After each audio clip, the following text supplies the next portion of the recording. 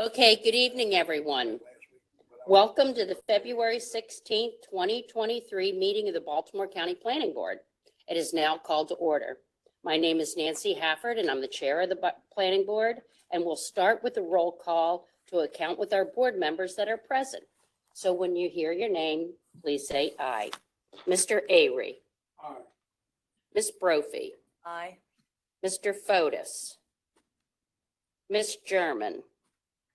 Mr. Heckman. Aye. Mr. Heinel. Aye. Mr. Halipka. Aye. Mr. Johnson. Aye. Mr. McGinnis. Aye. Mr. Perlow. Aye. Ms. Panero. Mr. Warren. Aye.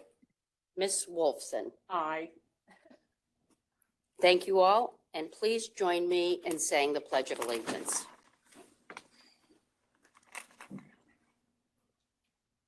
I pledge allegiance to the flag of the United States of America and to the republic for which it stands, one nation, under God, indivisible, with liberty and justice for all.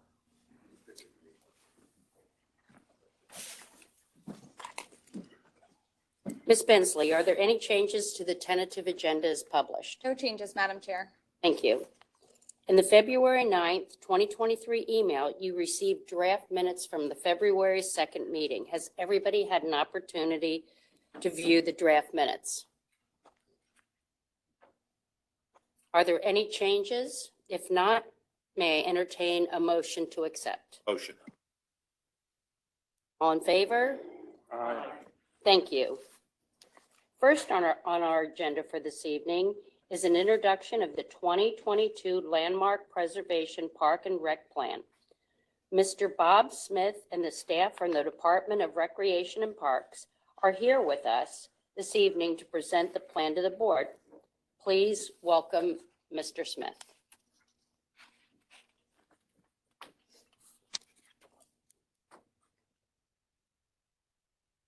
Good evening, members of the board and Chairwoman Hafford.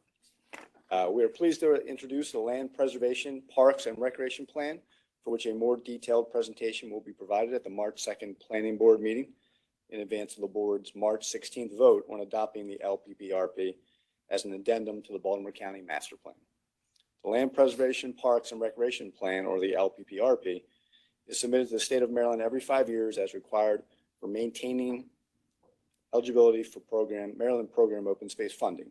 Since Program Open Space was enacted in 1969, Baltimore County has received over $147 million in program funding to complete a diverse range of projects. The LPPRP focuses primarily upon the county's capital program for parks and recreation and presents information on parkland and recreational facility supply, level of service, and needs.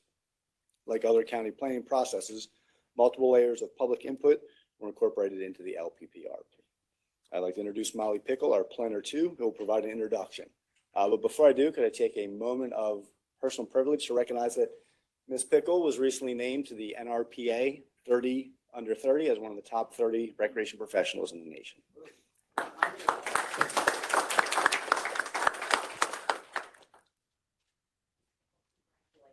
Thank you very much. Thank you to the members of the board and Madam Chair. My name is Molly Pickle. I'm a planner two with Recreation and Parks, and I'm here to provide an introduction to the Land Preservation Parks and Recreation Plan, or the LPPRP for short. And I'll be returning on March 2nd to give a more in-depth presentation of more of the findings and the details that are in the report. So today's an overview of what is included and why we produce this document. So the purpose of the LPPRP is to provide an update on the goals and objectives and policies for recreation and parks, particularly related to capital priorities. And in the report, we assess the current state of recreation and parks through an analysis of their facilities and the inclusion of public input. And this serves as an addendum to the master plan, which will guide the county's parks preservation and greenways capital program. And this is also an important document because it maintains our eligibility for state funding through program Open Space, which has contributed $147 million since 1969 for park acquisition and development. The primary components of the LPPRP are a comprehensive inventory of preserved lands. This includes our parks and open spaces, as well as school recreation centers, and agricultural and conservation easements. We do a level of service analysis based on the amenities that we have to see which areas of the county we're serving best and which areas we might need to have additional amenities. We also do a study of user demand, which includes public input.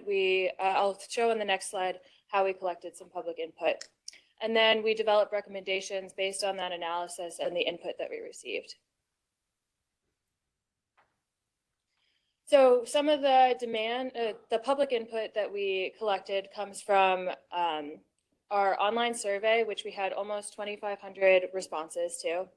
We also collaborate with the Department of Planning to bring in any of the input that they receive through the master planning process that is relevant to recreation and parks. And that's the same for the town halls that are carried out. We take in comments from those that are relevant to recreation and parks. We also held a public meeting for the LPPRP and accepted oral and written comments and received email and phone comments. And then on the left side of the slide, we also consult within our department and within county government to understand how we're serving within recreation and parks. And so we incorporate existing county plans and studies, including sustainable community plans, looking at those, as well as interviewing recreation staff and looking at program participation statistics.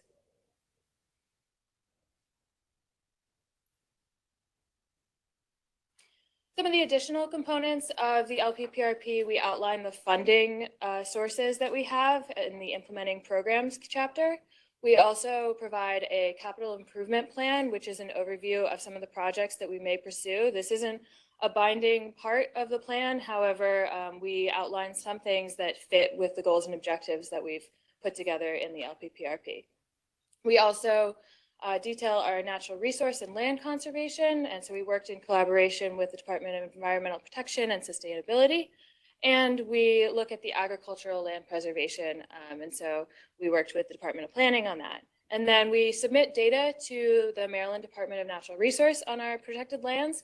And they incorporate that when they put together their plan for the state and for recreation. So today I'm here presenting the introduction. I'll be back on March 2nd to do a more in-depth presentation.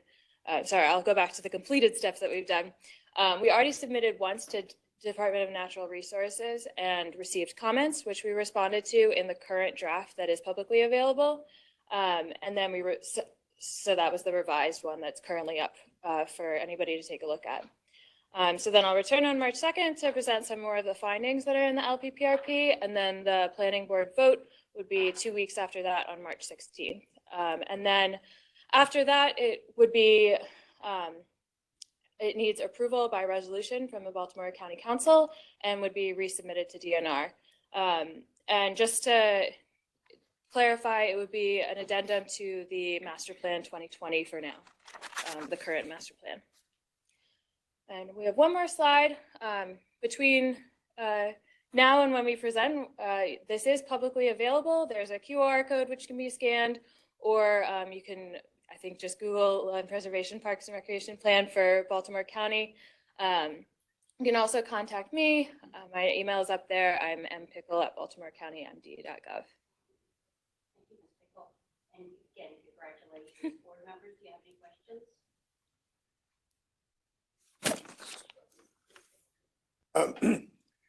Currently, there's a site around the Hanford area. There are 4 elementary schools, and under consideration for development of Parks and Rec is a site at the Sparks School, which is about 5 miles south of Hereford and about 10 to 15 miles south of where a lot of the parents that would be using the site would be.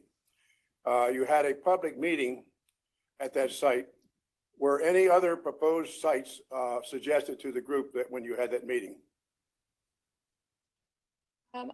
Sorry, I'm not familiar with this meeting. Do you remember when? Well, Wait, maybe, yep, yes. The second question that we refer to as the Belfast Road site is located adjacent to Sparks Elementary School. I believe, Ms. McGinnis, your question is, did we look at additional sites for construction of recreational amenities? That is the only property that our department owns in that area. And so we had identified that as a site for development. The meeting we held in October with the public was to gather input on what that development should look like. We had a meeting with a work group established out of the public input meeting last week to begin to work through concepts, and we'll be presenting those.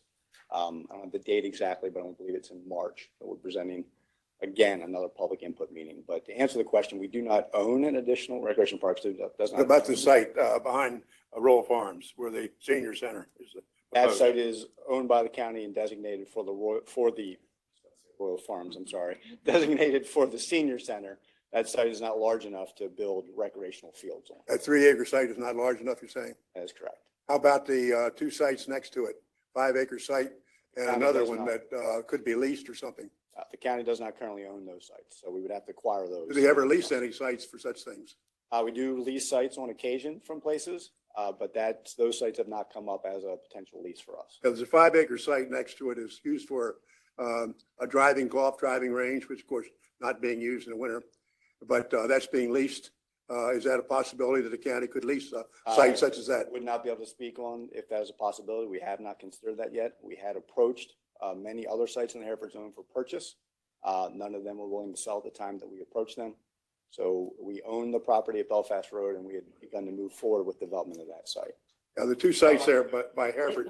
wait, give him, Yes, good, sorry. let him finish. We looked at the Tarbert property, that was the driving range. There were 3 properties, including the one that, I guess, the greater parcel that eventually became the farm school. Sir, can you step up to the mic? Thank you. Yes, we have actually explored acquisition of that on I'm sorry, Pat McDougall. I am Department of Recreation and Parks Planner 3.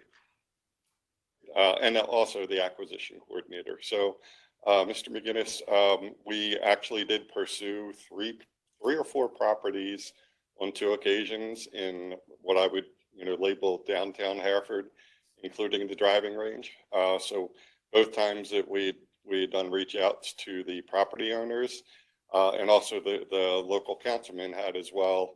In both instances, none of the property owners were even willing to go forward with the county getting appraisals to give them a sense of how much the county might even offer for their properties. So we were aware of those properties. We've definitely made an effort to find properties more in the midst of Hereford. And now we're hoping to be able to at least have something of a deal with aging to potentially do some form of indoor facilities there. But I think that's really just an exploratory phase right now. So the indoor facility, that 3-acre site with the senior center would not be, they're proposing an indoor facility of some sort there anyway, right? Yes, sir. But it, like as the acting director mentioned, there isn't sufficient site there to also do fields, for instance, like we're doing at Belfast Road. Was an offer made to lease the properties, the other properties? It's a There's shame a- because there's 2 properties right between the high school and walking distance. And the other one is a farm field. It's just leased out. The guy does not farm it himself. He just leases it out. And I just wonder if they were ever offered a lease arrangement with them. We did not, sir. Okay, Mr. McGinnis, we've got to give other board members an opportunity too. Thank you. Any other board members have any questions? Mr. Warren? My question I've asked before, I don't know that I've ever gotten a real good answer on what happened to it, but Wally Lippenholtz, I believe was the name, if I'm saying it, Lippencott, had proposed the ability for this land that's been put in preservation to be used for public use, be it, event space or any number of things, and I haven't heard where that's been, where that's at. Which property? I think it was all properties. It was he did a presentation about lands that were in preservation and the fact that they can then be used for breweries or bed and breakfasts and whatnot. And since he's retired, I haven't heard anything about that. I've asked several times, but I haven't. And then the next question I would have in that is, since the taxpayers are paying for this land that's been in preservation, is there any chance or plan that we could utilize this land, or walkways could be put on them, some kind of park access to this land that's been preserved that frankly the taxpayers paid for? So that would be my next question.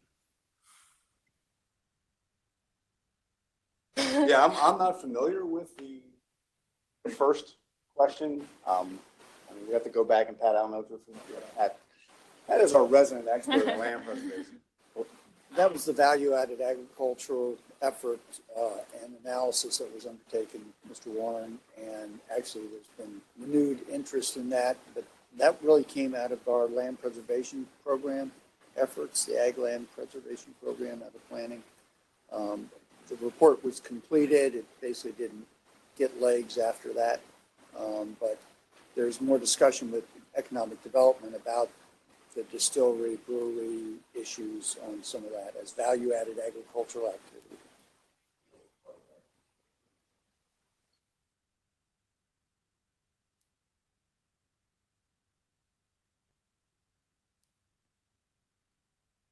Yeah, I can speak to that a little bit. A lot of the ag pres easements do not afford public access. However, there were a variety of purchases, particularly in the more coastal areas of the county through the Coastal Rural Legacy Program. And some of those, since they are now owned by the county, there are some restrictions as far as you couldn't really go in and, for instance, clear out a whole bunch of woods to make sports fields. But they would be sort of compatible for things, limited recreational use, such as like bird watching, maybe some trails and things of that nature.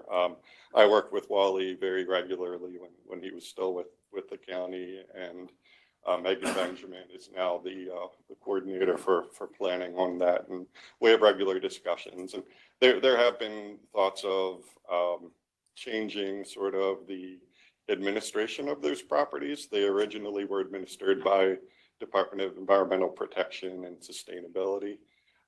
And there's really been some struggles as far as management capacity for those. So I would say those are some ongoing discussions as far as what would be the process to change going forward if our tax dollars are going to be buying land so that we would have access to that? We're paying for. Steve. Well, I guess it depends on the property. Some areas aren't really walkable or accessible because it could be marshland along the coastal area. Other places, it really is looking at specific sites that you'd connect to and what the value added would be for the citizens or residents to be able to get onto certain properties. And it's a planning, and then, as Pat just said, it's a management process too, because once you open up property for the public, you then have to think about trash collection and monitoring and making sure all those things are in place. So it's an operational expense and need. So you have to think about that long-term impact. From the board, is there any other questions? Mr. Can I make Johnson, let Mr. Johnson have a go ahead. chance, please. And please mute your mic. I really enjoyed your presentation. Just have a quick question. When you say you reach out to do studies and get people to call in or however you collect your data, do you keep record of the demographics of it, the age groups, where they're coming from? Yeah, we don't have for like emailed and phone comments demographics. However, when I present the results of the survey, we did collect demographic information, and we also collected zip codes. So I compare sort of our survey response to our population to see how well spread our survey is. And we do have areas that of the county and demographic groups that we did not reach as well. And so we do document that and, know that if we're pursuing projects in those parts of the county, we don't have as much information from them as from others. On your next presentation, I'd just like to ask, what are your plans on reaching out to those areas? Okay, thanks. Ms. Wolfson? Thank you. I have one comment and one question. Land preservation, that the intent of land preservation is to provide for food, clean air, and water. Is that correct, or is that intended to be for recreation? In terms of like everything that we encompass in land preservation for this, we do incorporate land that would be for public recreation. Well, I'm talking specifically about the agricultural land preservation program. That's, AgPres is intended to preserve it for agricultural use or forest and maintain it in the way it is. And so I guess your three descriptors would be accurate. And how did you conduct your outreach for the public comments? Did you access the Baltimore County's, collects the community, all the community associations? Yeah, we requested a list of the community association emails from the Department of Planning about notifications of the survey and of the public meeting to them. And then we also shared through a countywide press release that we had this meeting coming up, it to our own channels to try and get the word out. Great, thank you. Other board members? Ms. Brophy? Mr. McGinnis, can you hold for a second, please? Go ahead. Thank you. So this is kind of a follow-up on Mr. Johnson and Ms. Wilson's question. So just a suggestion, if you haven't, it's some people don't communicate well electronically by website and email. So I think for some of the harder to reach demographics, maybe some of the cross sections that you haven't reached as well, there might be a different medium that you guys think about to reach them for public input. I mean, obviously we can do what we do as well through word of mouth and other things as well. That's just a suggestion. I'm not sure what those other mediums are. If you guys can talk about that. It's definitely an area that LPPRP. Other board members? Mr. McGinnis, to make sure everybody has a chance, Mr. McGinnis? Okay. I didn't know we were restricted to 2 minutes. No, you're not, but I mean, we Okay. give other people a chance too. Certainly, That's how we work. Certainly. I was chairman of the first board in Baltimore County that set up the Ag Preservation Program, then later chairman of the state program. As you probably know, you're not buying the land, but you're buying a particular right of use of that land. And in the Agricultural Foundation, it was to restrict the use of that land to agricultural purposes. And the other environmental had environmental restraints. So it was never intended to be used to open up for recreational purposes. I understood that. Do you understand that? Are you finished, Mr. McGinnis? Yes, I just wanted to make a point. Thank you. All right, if there are no further questions or comments, may I have a motion to set a public hearing? Be it moved that the Baltimore County Planning Board set a public hearing for Thursday, March 2nd, 2023 at 5 p.m. for the purposes of hearing constituent testimony on the 2022 Land Preservation Parks and Recreation Plan as an amendment to the Master Plan 2020. May I have a second? Second. All in favor? Aye. Any opposed? Motion carries. As a reminder, the public hearing will be in person on March 2nd. The board will tentatively schedule to discuss and vote on that matter on March 16th, 2023. And thank you all for your time. We appreciate your presentation. This evening, we have an opportunity to further discuss and then vote on the 2023 basic service maps. The item was first introduced to the board on January 19th, 2023, and a public hearing was conducted on February 2nd, 2023. Staff from the Department of Public Works and Transportation are here to answer any questions the board might have and that we can discuss before we have a vote. And now I would like to introduce Mrs. Jeanette Aplazo from the Department of Public Works and Transportation. She's here to answer any further questions that you have. Board members, do you have any questions for Mrs. Aplazo? Or do you have any other comments you want to make? Yes, I do. Okay, Now these comments are, hello, members of the board and Madam Chairman. My comments are related to some of the discussion that we had last board meeting about the 2022 maps not appearing as they seem. And I want to go into, we want to go into what we found some errors and what those errors are. There was a technical error in the GIS conversion to print of the 2022 basic sewer maps for sewer. This caused the hatching not to print. As you see here on the screen, this is a clip of the 2022 basic service maps for sewer that was voted on and approved by the board and the council. The hatching, what you see in the dark, the magenta, is the areas of concern and the deficient areas. If you go to the next slide. Now this is a clip of the 2022 basic service maps for sewer that was actually signed. The signature was on May 16th, 2022. As you can see, the hatching area is not turned on. So to rectify this error, we have requested that the council re-sign the correct version of 2022 basic sewer services maps for sewer to rectify this inconsistency. After the correct map is re-signed, we would then like to make it available to the public on the Baltimore County website.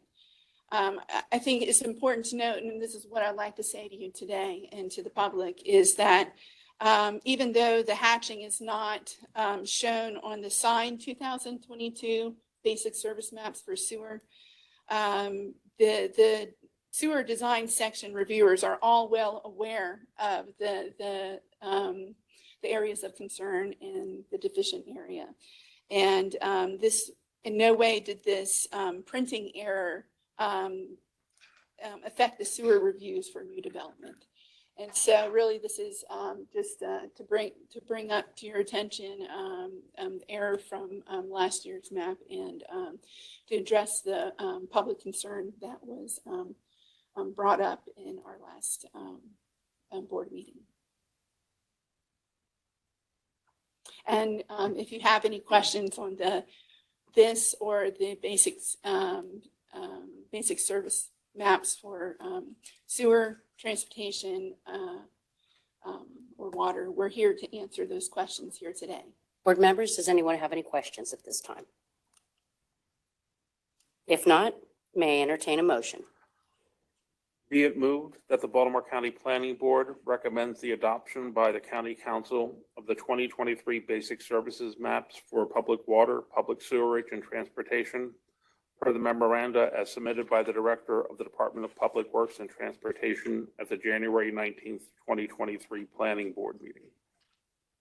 May I have a second? All right, I'm going to take a roll call to ensure everybody's heard on this matter. Mr. Avery. Mr. Fotis. Ms. German. Mr. Heckman. Aye. Mr. Heinel. Aye. Mr. Halipka. Aye. Mr. Johnson. Mr. McGinnis. Aye. Mr. Perlow. Aye. Ms. Panero. Mr. Warren. Aye. Ms. Wolfson. Aye. Ms. Brophy. Thank you. The motion carries. Thank you for your time. Ms. Bensley will now fill us in on reports from the January 9th, 2023 meeting of the Landmark Preservation. Ms. Bensley. Thank you, Madam Chair. At their February 9th, 2023 meeting, the Landmarks Preservation Commission voted to issue one certificate of appropriateness for the following property: the Ismail property located at 8928 Liberty Road in Randallstown, and that concludes the report. Thank you so very much. Okay, this is the conclusion of our agenda for this evening. We have a public hearing at 5 o'clock. It's 5 o'clock. So now we have a public. So may I have a motion to adjourn this meeting? Second, all in favor? Aye. And it's 5 o'clock, so Don't move. we're moving. Okay. Good evening again, and welcome to the Baltimore County Planning Board public hearing for the Baltimore County Zoning Regulations, Section 1B01-3.A.4 forum. The public meeting is now called to order. I'm Nancy Hafford, the chairwoman, and we'll now start with the roll call of my members that are here this evening. When you hear your name, please say aye. Mr. Avery. Aye.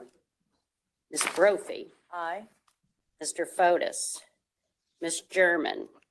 Mr. Heckman. Aye. Mr. Heinel. Aye. Mr. Halipka. Aye. Mr. Johnson. Mr. McGinnis. Aye. Mr. Perlow. Aye. Ms. Panero. Mr. Warren. Aye. Ms. Wolfson. Aye. Thank you. At the February 2nd, 2023 meeting of the Planning Board, Ms. Shelley Nash of the Department of Permits and Approval and Inspections introduced the Baltimore County Zoning Regulations, Section 1B01.3.A.4 form. Tonight, Mrs. Nash is here to answer any questions that the board may have, and then members of the public will have an opportunity to speak. Would Ms. Nash like to add anything further this evening? Thank you. Does anybody have any questions for Ms. Nash?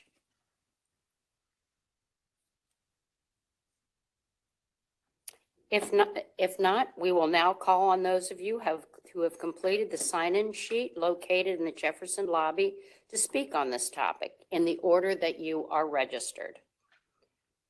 Speakers, please remember you have 2 minutes or less. Provide your name, the organization if you represent one, if applicable. We will begin with, We do not have any speakers. okay, we'll begin with nobody. All righty. I didn't want to interrupt you. You're doing such a great job. I was doing so well. We'll save it for. All right. Okay, well, that concludes that part too. All right, at this time, no one signed up. There's no other further comments from the board. Do I have a motion to adjourn this public hearing? Motion. Second, all in favor? Aye. All right, thank you, everybody. Now, can we go into the next meeting or do we have to wait? We're ready to go. All right. That's what we're doing now. So We have to reconvene. and we'll vote on the form, and then we'll go into CIP. All right, I'm calling your names a lot tonight, folks, so you all know who you are. Good evening again. The public hearing of the Baltimore County Planning Board is now reconvened and called to order. I'm Nancy Hafford, the chair of the Baltimore County Planning Board, and we will now start again with a roll call. When you hear your name, say aye. Mr. Avery.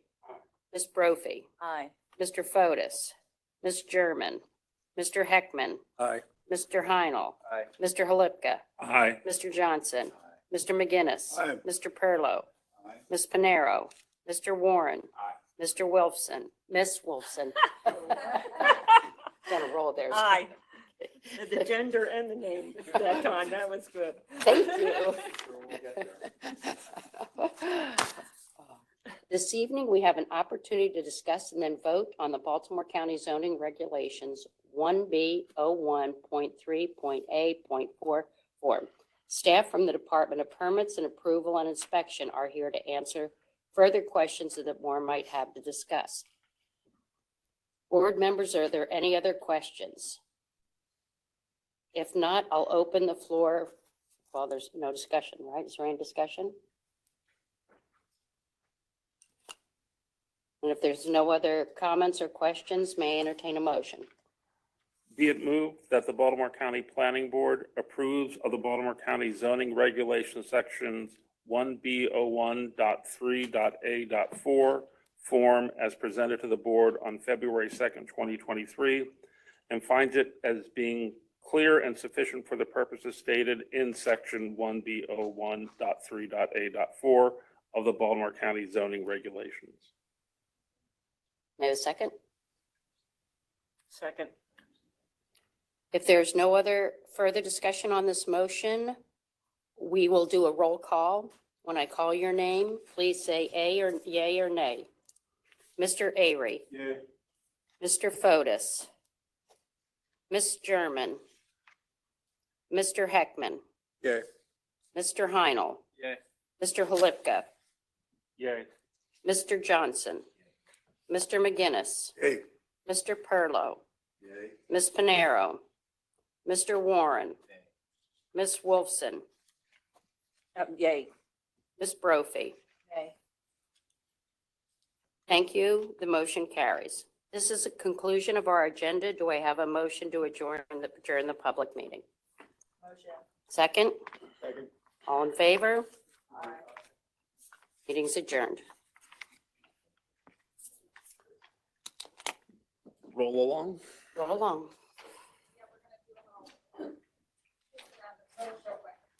can do what? They're gonna walk around. Oh. Do we get to do that? If you want.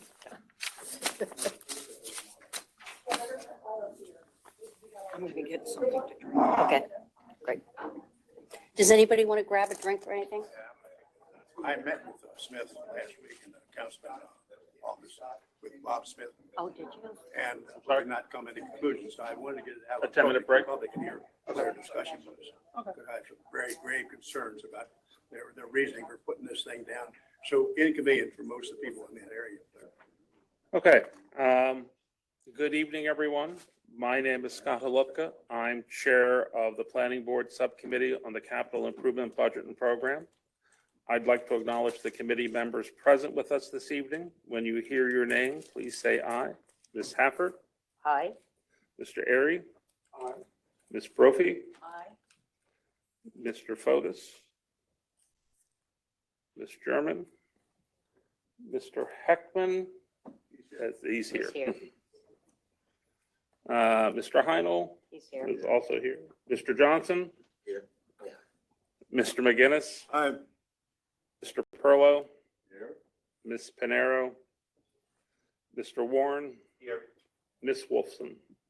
She's here. Tonight, we are meeting in a work session to hear staff recommendations from the Department of Planning. After their presentation, members of the committee will have the opportunity to ask questions. I will note that if there are members of the community in attendance of tonight's meeting, this meeting has not been designed to accept comments from citizens. The Planning Board held a citizen input meeting on October 20th, 2022, which was the opportunity for the board to hear from citizens on their issues concerning the capital improvement program. I would now like to invite staff from the Department of Planning to begin their presentations.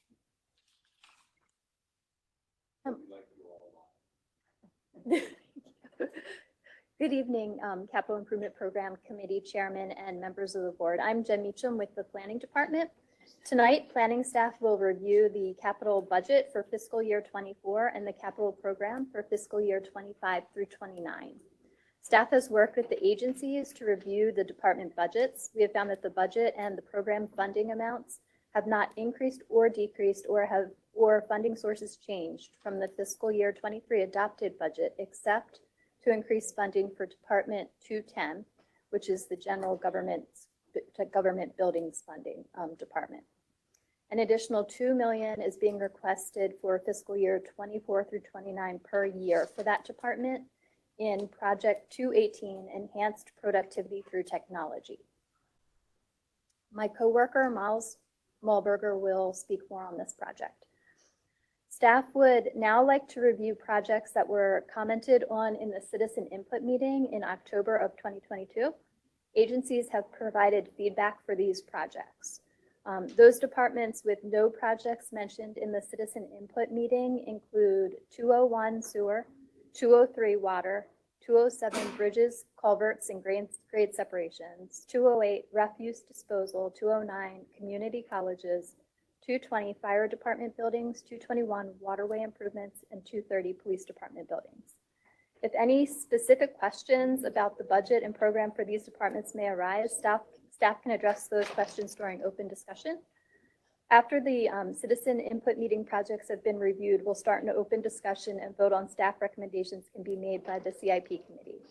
I'll begin with Department 212, 217, and 218, followed by Chris Weaver reporting on storm drains in Baltimore County Public Schools, and Miles reporting on schools and highways and general government buildings.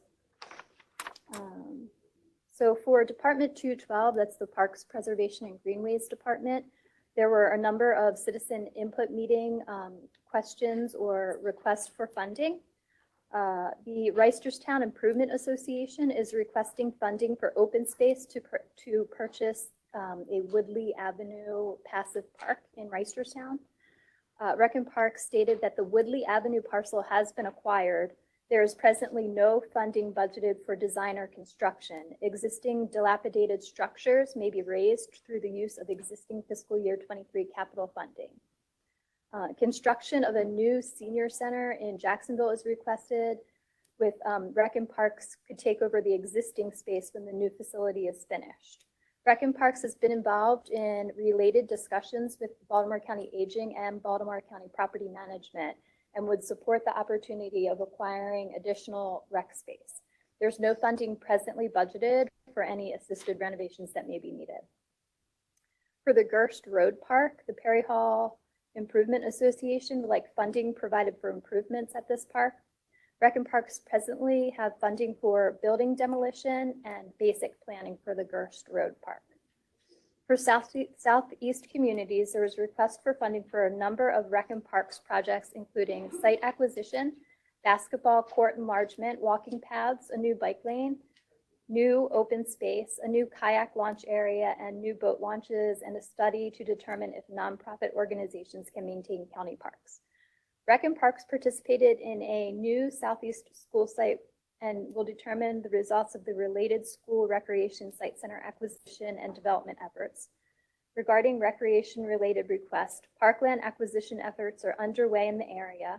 The proposed Sparrows Point Park will provide a number of the requested recreational facilities.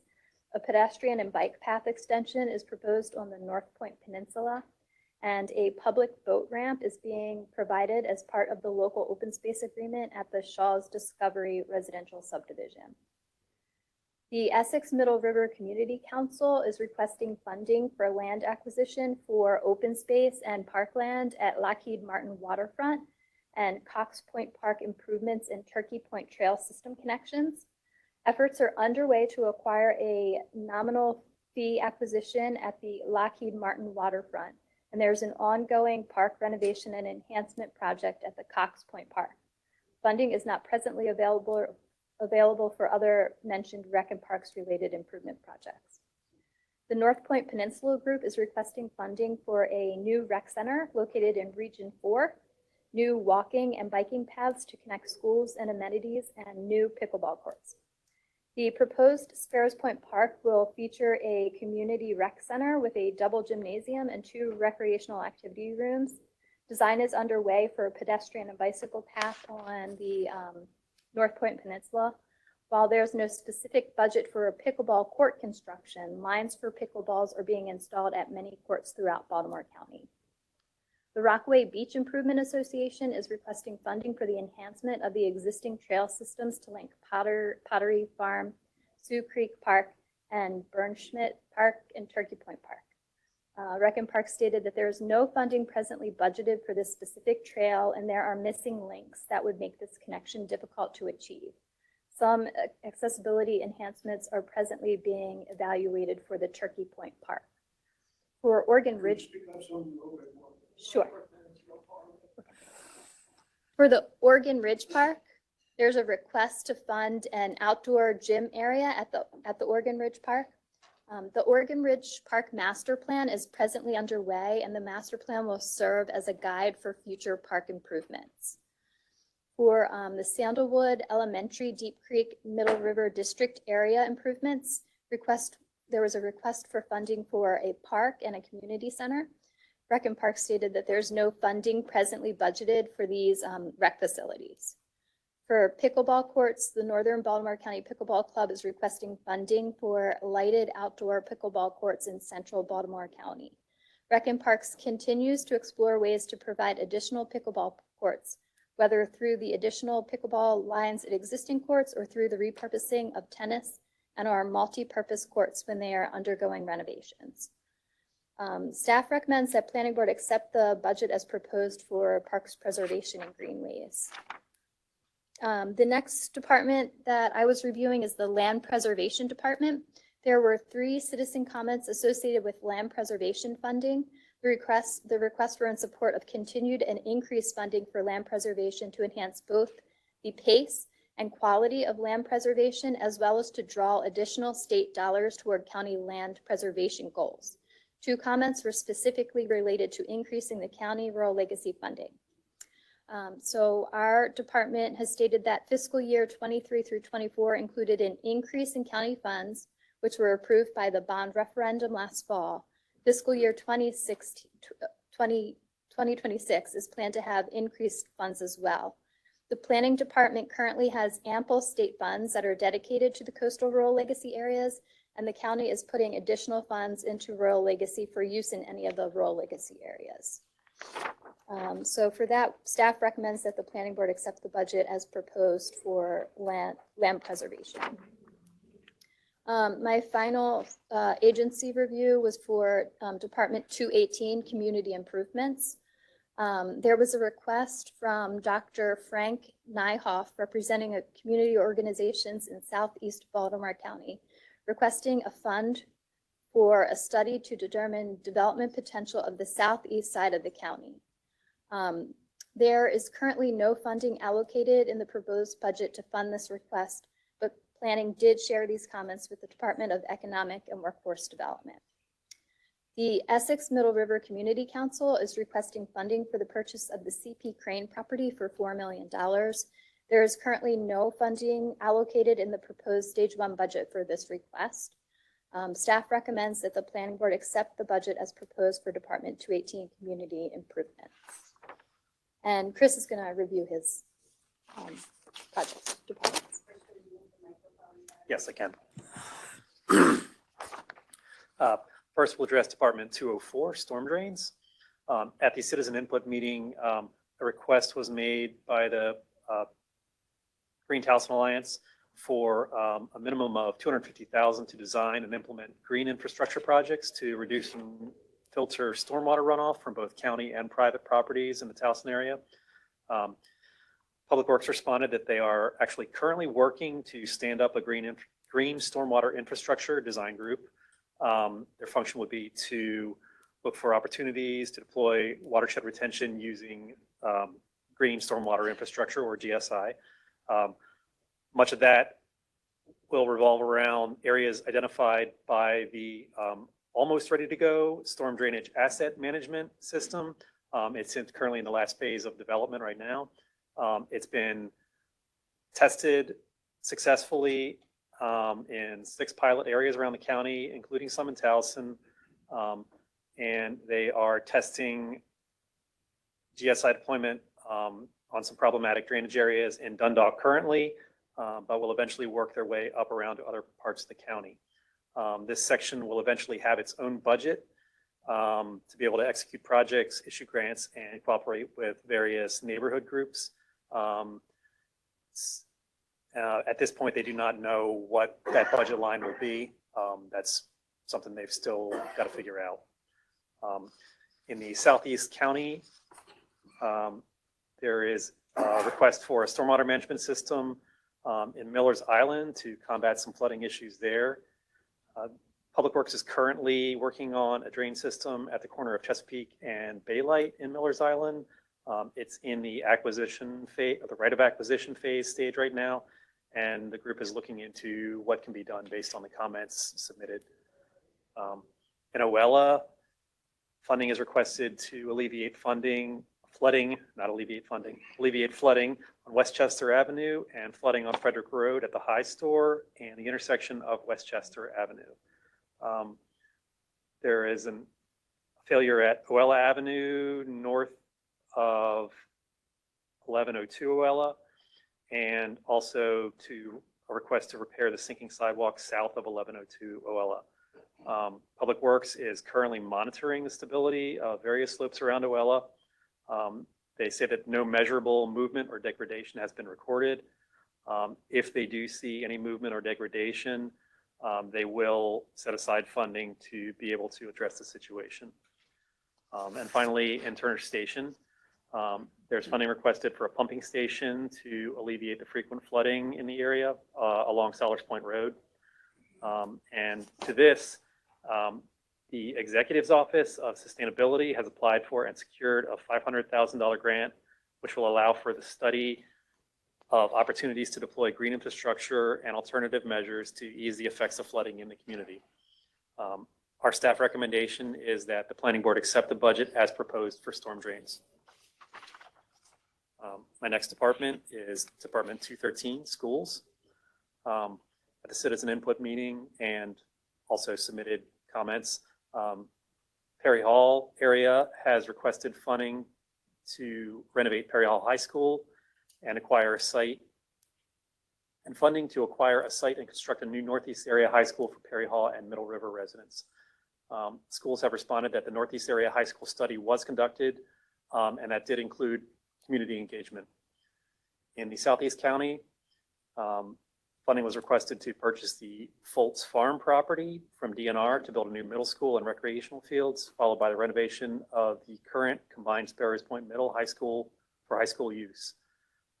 They are requesting funding to demolish a school located at the Government Center and build a new high school on that site to alleviate overcrowding. Schools have responded to that, saying that the Southeast Area High School study was conducted, which included community engagement. And along North Point Peninsula, there was a request for school renovation and replacement of Sparrows Point Middle and High School, and that again was addressed by the schools by saying that the Southeast Area High School study was conducted, and that included community engagement. Planning staff recommends that the Planning Board accept the budget as proposed for schools. Good evening, Planning Board. I'll start with Department 205, Streets and Highways. The first request for Reisterstown is to replace uneven sidewalks along the 1 to 200 block of Main Street and make crosswalks more visible. The agency is not recommending the project at this time, as there are no known safety issues and the crosswalks are state-owned and maintained there. For Liberty Road requests, they are requesting roads to be repaved. The agency requests a general streetscape rehabilitation and maintenance fund for fiscal year 2024 of $5,134,000, fiscal year 2026 of $3,134,000, and fiscal year 2028 $3,134,000. I'll refer to this as the Streetscape Rehabilitation Fund for future requests. Perry Hall has a request for support of the Honeygo Boulevard and Crossroad Traffic Circle project, street resurfacing for Honeygo Boulevard, and to fund the CSX Railroad Crossing Bridge at Campbell Boulevard. The agency has requested the Streetscape Rehabilitation Fund. For Towson, there's a request to increase appropriations to extend the Towson Circulator route south on York Road to the Baltimore County line at Schwartz Avenue. There are no plans to alter the route at this time. Comments have been taken into consideration for future route evaluation. For Essex Middle River, there's funding has been requested for improvements at problem intersections in Essex and Middle River, and to create an eastbound Route 7 and Route 43 connection. The agency has requested the general streetscape rehabilitation funds. For North Point Peninsula, requests have been made to fund streetscape improvements on North Point Road in Edgemere and replacement of sidewalks on the Lodge Farm and Lodge Forest roads, and sound barriers from Bethlehem Boulevard to the Beltway, as well as beautification of Hall Road and curb and sidewalks for Sparrows Point Road. The agency has requested the Streetscape Rehabilitation Fund. For Bowley's Quarters improvements, funding for traffic calming measures have been requested for Maryland 150, improvements to the intersection of Bowley's Quarters Road and Carroll Island Road to address sinking roadway and failing infrastructure, road widening throughout the target area of Bowley's Quarters, as well as evaluation of signal timing and redesign of the intersection of Earls Road and Maryland 150. The agency has requested the general streetscape rehabilitation and maintenance funds. For Oella, the request was to improve Oella Ave. There's a road failure there north of 1102 Oella Ave and repair sinking sidewalks. The agency has requested funds for fiscal year 2024 of $300,000 and fiscal year 2026 of $2 million to address that. For Potomac Ave, there's been a request to fund the replacement of the tar and chip sidewalk along Potomac Ave. This is also part of the general streetscape funds. For Sudbrook Lane, there's a request for sidewalks along Sudbrook Lane, and there is no current projects for sidewalks in the Sudbrook area.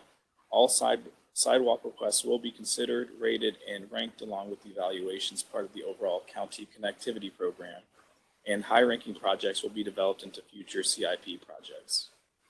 For Turner Station, a request for sidewalks on Main Street from Ash Avenue to New Pittsburgh Avenue, and funding for a speed bump on Avondale Avenue as part of the general streetscape rehabilitation and maintenance funds for 2024 and through 2028. And staff recommends that the planning board accept the budget as proposed for streets and highways. For my next department, 210 general government buildings, there's been one change to the funds from previous years for the request, and that's the addition of $2 million per year from fiscal year 2024 through 2028. And this is part of the Enhanced Productivity Through Technology Fund. This is a fund to increase technology within government buildings, and they just told me that there was additional expenditures per year just as prices go up, and there's also including more technology in buildings. From the citizen input meeting, the first request is for the Sandalwood Elementary and Deep Creek Middle School District is for a fund for a library or community center. An Essex library feasibility and design study has been planned for the future. For Essex Middle River, the new Victory Villa Community Center. Victory Villa Community Center has just replaced its HVAC system through the department. For Lansdowne, a request for a new combined library and senior center. And there's a Lansdowne Library feasibility design study for a future building there, as well as $1 million assigned for the study. For the Towson Library, there was a request for free parking for patrons. There's been a new Towson Library feasibility and design study for future renovation or replacement. For the Fleming Senior Center, safety improvements and beautification of the senior center, and requests for updates for more storage space, larger bathroom stalls, along with additional ADA requirements. There's currently increased storage is currently underway for the Fleming Senior Center, as well as additional funds for ADA alterations have been approved. For Jacksonville Senior Center, construction of a new senior center in Jacksonville is requested, and this will be designed and constructed to meet these standards as part of the CIP funds. For the Bicota Senior Center, better ADA accommodations for the first floor bathroom and new permanent awning at the front of the building. This again is part of the funds for ADA alterations. Staff recommends that the planning board accept the budget as proposed for the general government buildings, Department 210. This is the conclusion of our staff recommendations, and we do recommend that you accept the stage 1 fiscal year 24 through 29 budget as proposed, and you can begin your open discussion. Thank you. At this time, I'd like to invite Mr. questions. Chairman. Yep. Does the lady have a printed copy of her recommendations? I couldn't understand. I couldn't hear 90% of what you said. That's why I'm asking. As a former phys ed teacher, I made sure people in the back of the room could hear what I had to say. I guarantee you. Any questions of those who could hear?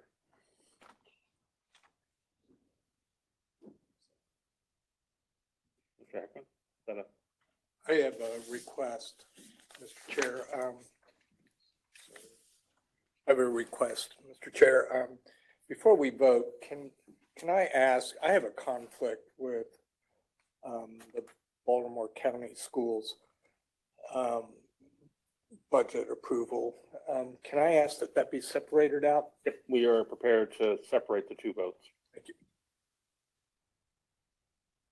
The other questions?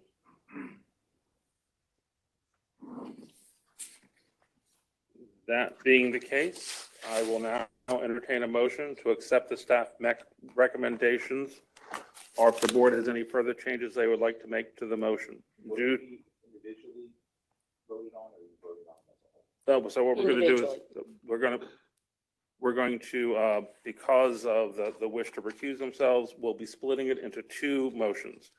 One for the schools specifically, and then one for the remainder of the budget, the entire budget. I'm uncomfortable with that, but I want to vote against the couple of votes. We're going to ask everyone yay or nay. I know, but if you do yay and nay for everything, fine. Like, I will not vote for that appropriation, so I don't want to vote for that part of it. Mr. Chairman, then perhaps we separate out, as Mr. Heckman has requested on the schools, that we separate out class 217, if that's the one for land preservation, or if there are others that also should be separated out and voted on separately. That would be my recommendation. Well, no, I just think lumping them all together is not, I don't know. I have a problem with lumping everything together. I mean, if we're going to do it, I think we need to do them separately. That's just my opinion. Ms. Wilson? In the past, haven't we convened as a group and discussed the recommendations and then added and amended and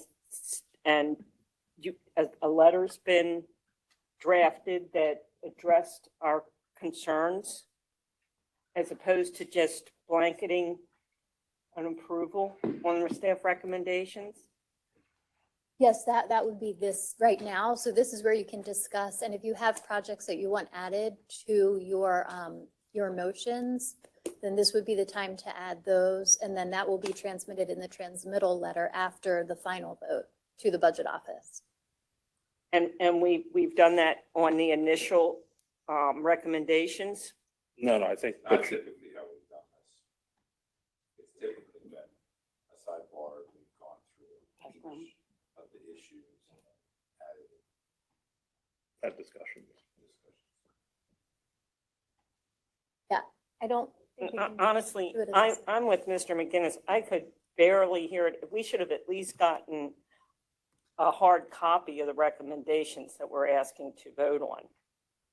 Well, I mean, I think, correct me if I'm wrong, I think the point is that the staff is recommending approval of what the different departments already presented to us. So with the exception of the general $2 million a year for general services. So we've already heard that from all the departments. But if we want to have, I mean. And now I think is your turn for discussing everything and coming up with anything that you want to add to any of the budgets or change. That's normally how it's done. It's just that it's done in the other room instead of in this room. I mean, do we go to the other room or do you want to stay here and discuss? Mr. Airy? Again, I think it would be nice to have the whole list in front of us. To be able to Mr. Chairman, wasn't that, I think we distributed the budget book. So that material has been sent to planning board members. And there were presentations by the agencies as to their expenditures. As Mr. Luke just said, the only thing different from what was submitted already is the additional $2 million for the technology fund. But I mean, this is it's your prerogative. If you want to hold off on the vote, if you want to separate and vote one class at a time and go through each class and discuss those individually, that's certainly your prerogative. We don't need to do it all at one time. If, as Mr. Johnson said, we read off the various classes, including classes that Ms. Meacham described, where there were no public comments. And so therefore, the budget as presented initially is intact, essentially. But again, that's your prerogative, how you want to proceed with each of these different categories. Perfect. I'm a fairly new planning board member, so I mean, I've seen some of the presentations, but not all, and I guess this was like a summary of all of them put together. It was just, I think for me, just hard to follow along, kind of like a couple of the other members said, because you guys were reading really quickly, and I wasn't really sure, like, Taylor's been great about sending everything, but I wasn't really sure, like, which attachment I should be referring to as you guys were reading along for different things. And I'm more visual, so if there was like a map as you guys were going through and talking, that would have also been helpful, I think. But that's, like I said, that's just me personally, because I'm a newer board member, and it was really hard for me to follow along with every single area you guys were referring to during the presentation. So it would benefit me to separate them out, as Mr. Olipka had mentioned. Mr. Phillip? I think I would definitely agree. I think that, again, those that didn't have any changes, we mentioned the code section, but that didn't tell us what it was, so to speak. Maybe there was one that we do want to add to, and I think that doing it separately, I think that's the consensus that I'm hearing here. To do it separately, whether we get through half tonight and half, in 2 weeks, if that's what it is, to go through them one by one, let us have discussion of each one, and it might take, more than 10 minutes to get it done, but at least we'll each have a chance. If there's something that we each have our pet charities, okay, that we would like to see in our districts or wherever it might be, then we'll make those proposals. And, you might have to have votes on individual things here, whether you agree with each one of us. I think that's the fairest and best way. How do others feel about Mr. Perla's suggestion? I move that a vote be delayed until the next regular meeting so the people have a chance to read over and think about the items. Do we have a second? Second. I will do a roll call vote on the motion to postpone until the next meeting. Mr. Airy? No. Mr. Fotis is not here. Ms. German? Not here. Ms. Hafford? I think I need more discussion on this first. No. Mr. Heckman?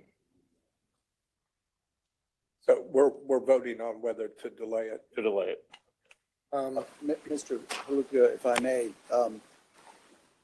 because of the way the schedule runs and getting information to the county executive in a timely way after the vote, we had scheduled an alternative meeting for next Tuesday. Now, as an alternative meeting, those have been virtual, not in person. So it's already on your tentative calendars for Tuesday at, I don't remember the time, maybe 5 o'clock, I can't remember. So unless Mr. McGinnis's motion is specifically moving it to March 2nd, then that would be another consideration as far as when we might reconvene to go through the various budgets.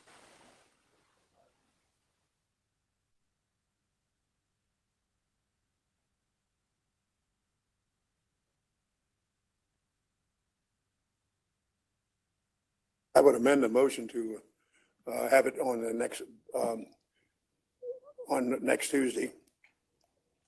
The one question I would have is, On Zoom. do people think there will be enough time for people to, do people think they have the material they need, or are we going to request more information from the planning staff? It was an alternate, it could be on Zoom. Mr. Chair, I think, I do agree with the fact that this is just, the only addition is the $2 million. And we have the big book that explains everything by agency. And as we cause delays, and then we are causing, these are very viable projects, the way I look at them. We are crying for streets, pavements, all that stuff. But we need to allow them more time to prepare and to make sure that there's the budget to do that, to do contracts with, for construction. So I see no reason why it should be postponed. I agree it can be segmented because of the conflict of interest. And I see there's no additional material that will make you change your position or to object. Everything is been provided in the big book. So what I'm hearing are a couple of different things. I think there are some people who may have issues with specific programs and so don't want to necessarily lump it all together. I think there are some people who want to make recommendations for specific programs, which we could do right now, but they are for specific areas. Yes, Ms. Hafford. Mr. McGinnis, may I ask if you can just withdraw your request for a second till we have discussion? And see On what- the amendment, you mean? On your amendment, until we have some more information from other people on the board.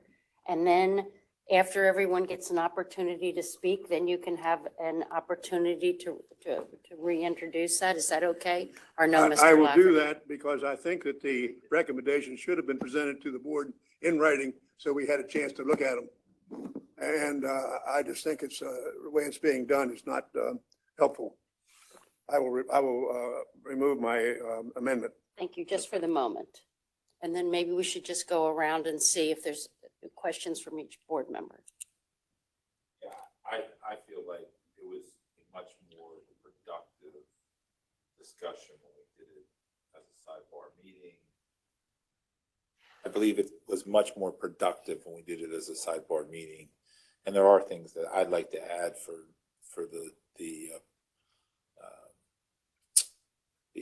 not the college, the community college and stuff like that. So there's things that we've added in the past, Mr. McKinnis, requests for a gym and stuff like that have been added in the past that this doesn't give us the forum to do that.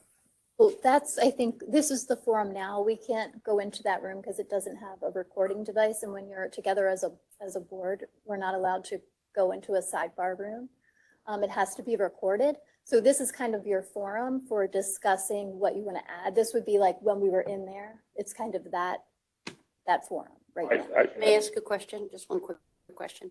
So if everyone has what they'd like to add, then can we take, after everyone shares what they want to change, can we take a roll call on each thing and say yay and nay, who wants to add it and who doesn't want to? So we have a vote this evening? Certainly, you could either vote on some or all of the classes individually.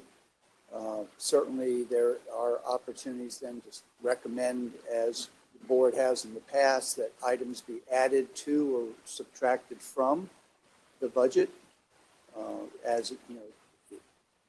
can go through, for instance, storm drains, okay? If you're good with the budget with storm drains, you vote yay or nay. But if you want to add or delete something or add a program or a project for storm drains, you could recommend that be submitted. That would be forwarded in the transmittal letter the way it has been in the past, because it's not in the budget as is. It's to say we support the budget as is plus or minus certain items. Thank you, Mr. Lafferty.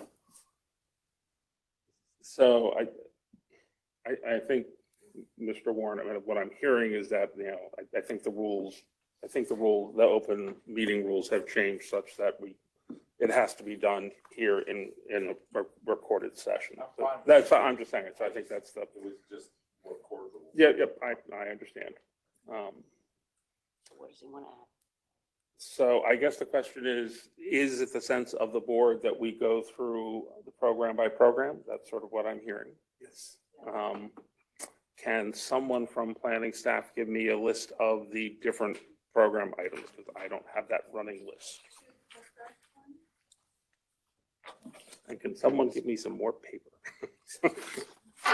The first one is 201 You're going sewer. to need to pull the mic. Some people are having a very difficult time. Yeah. Sorry. 201 sewer. Does anyone have any comments or questions or changes they'd like to make to the sewer program? Was the Oella in the sewer? That falls under storm drainage.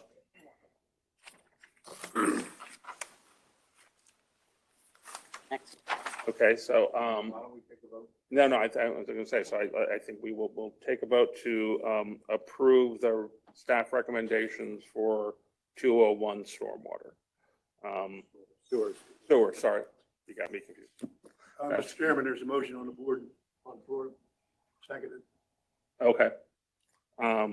Yeah, so, Mr. McGinnis's proposal is to, delay any of the votes until the next board meeting, which would either be next Tuesday or the following formally planned board meeting in March. Is that the recommendation? So that everyone can have more time to read the recommendations. Okay. So we will now take a vote on that motion. Ms. Hafford? No. Mr. Airy? No. Ms. Brophy? Nay. Fotis is not here. Mr. Heckman?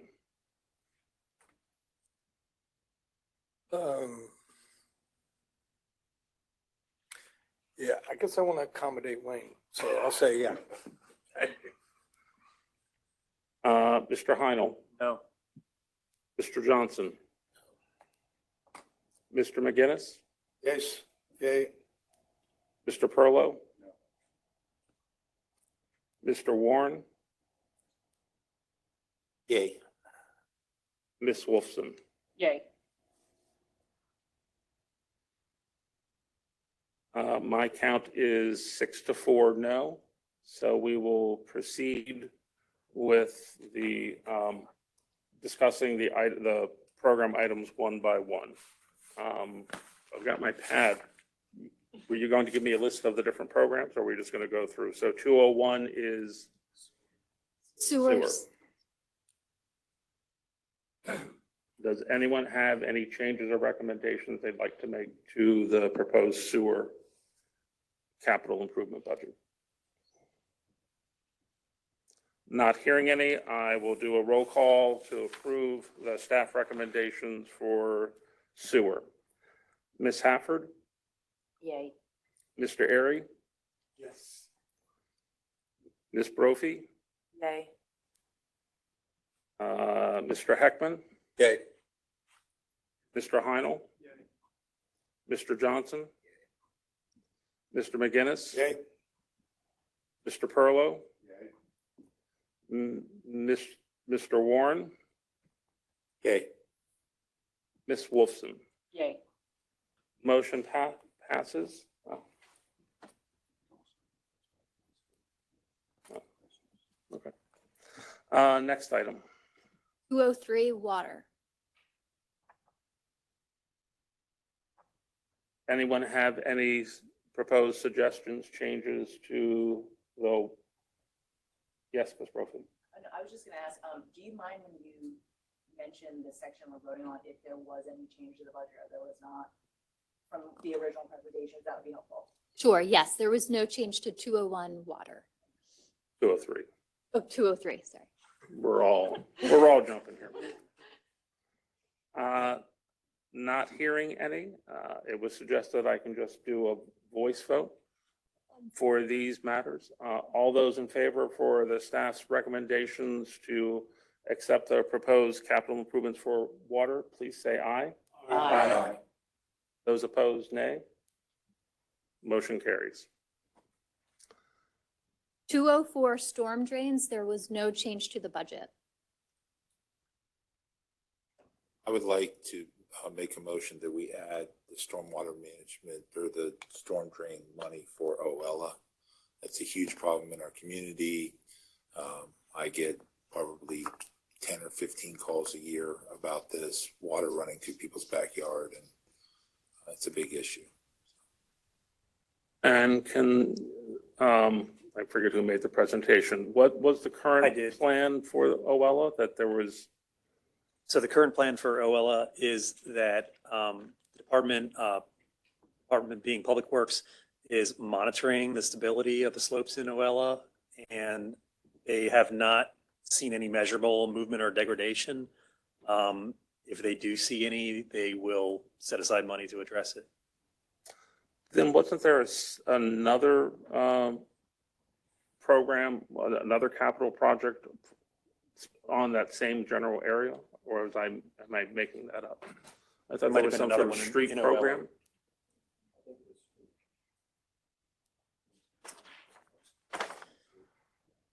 Yeah, there was one request for OELA for Department 205 Streets and Highways. That was the agency requested funds for fiscal year 2024 of $300,000 and 2026 of $2 million. That's to repair sinking sidewalks and any road failures. Oh, I guess my question is, would that start to address the issues that this is separate? This is just pure stormwater management issues where waters are running through their backyards, and I appreciate that they're measuring it, but I wouldn't want to live there when it fails. So do you have a specific amount you want to propose, or just that? What is it you're proposing? yeah, I assume the community has put in a request for it. They haven't put an amount in, but you can say that you want to add a project, and then the funding can be determined at a later date. I have no idea what the cost would be for me to do that. So that's how I would add it. Mr. Heckman, did you have your hand raised? But that was going to be my question is, if we're voting on a budget, don't we have to vote on a number? Or can we just do what was suggested? I think what Ms. Meacham described really is the way it's generally happened. In the past, even with Mr. McGinnis's motions, it was, for instance, to add a second gym without a dollar amount because they have to do all kinds of estimations of that. I don't think anybody here necessarily knows what those dollar amounts would be. I would certainly adopt what Ms. Meacham proposes to, the budget accommodate. Yes. So we have a motion for Mr. Warren to propose adding Funds to correct the stormwater management plans, stormwater management facilities along the OELA problem areas. pending budget availability.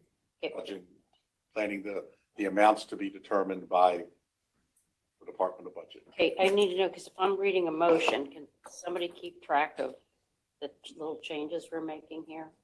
Yeah. Because when I call for the motion, then Taylor, you're going to say, I'm going to stop and we're going to say adding these things. And I'm going to look at you, Taylor. Do we have a second for that motion? I'm going to do it again by voice vote. All those in favor of Mr. Warren's amendment, please say aye. Aye. All opposed? Motion carries.